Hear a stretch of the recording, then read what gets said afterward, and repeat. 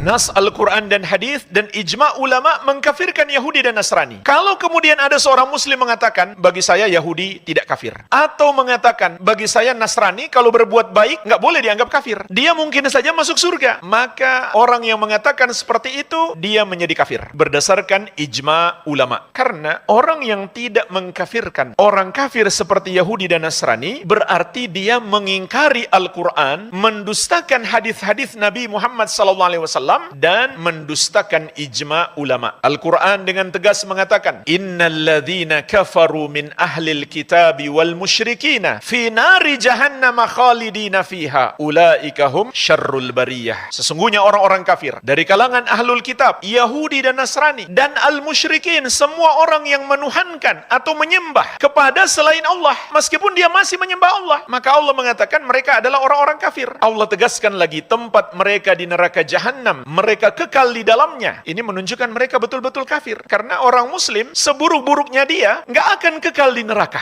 meskipun dia mendapatkan azab karena banyak dosa yang dia lakukan. Kemudian Allah tegaskan lagi, mereka itulah seburuk-buruk makhluk. Makanya jemaah sekalian, suatu keanehan jika seorang muslim memandang orang-orang kafir itu dengan pandangan pemuliaan, sampai nunduk-nunduk di hadapan dia, cium tangan, cium kepala. Itu hal yang sangat aneh. Sementara Allah mengatakan, ulaika hum syarrul bariyah. Mereka itu adalah seburuk-buruk makhluk. Bagaimana bisa orang yang Allah hinakan lalu kita muliakan? Inhum illa kal an'am balhum adallu sabila. Tidaklah orang-orang musyrik itu kecuali seperti hewan, bahkan mereka lebih sesat, lebih bodoh daripada hewan. Wa man adallu mimma yad'u min dunillah. Di ayat yang lain Allah menegaskan, dan siapakah yang lebih sesat, lebih bodoh daripada orang yang menyembah kepada selain Allah. Allah hinakan mereka, tidak pantas kita memuliakan mereka, kecuali kita ingin mengundang murka Allah Subhanahu wa ta'ala. Jadi Allah bukan hanya menegaskan mereka kafir, tapi kekal di neraka dan seburuk-buruknya makhluk. Ayat yang lain, laqad kafara alladzina qalu innallaha huwal masih ibnu Maryam. Sungguh telah kafir orang-orang yang berkata Allah adalah Al-Masih, Isa putra Maryam. Kalau kita mengatakan mereka tidak kafir, berarti kita mendustakan ayat ini. Laqad kafara alladzina qalu innallaha thalithu thalatha. Sungguh telah kafir orang-orang yang berkata Allah adalah satu dari yang tiga. Ini pengkafiran yang sangat jelas, langsung dari kalamullah, ucapan Allah Subhanahu wa ta'ala di dalam Al-Quranul Karim. Dalam hadis Rasulullah SAW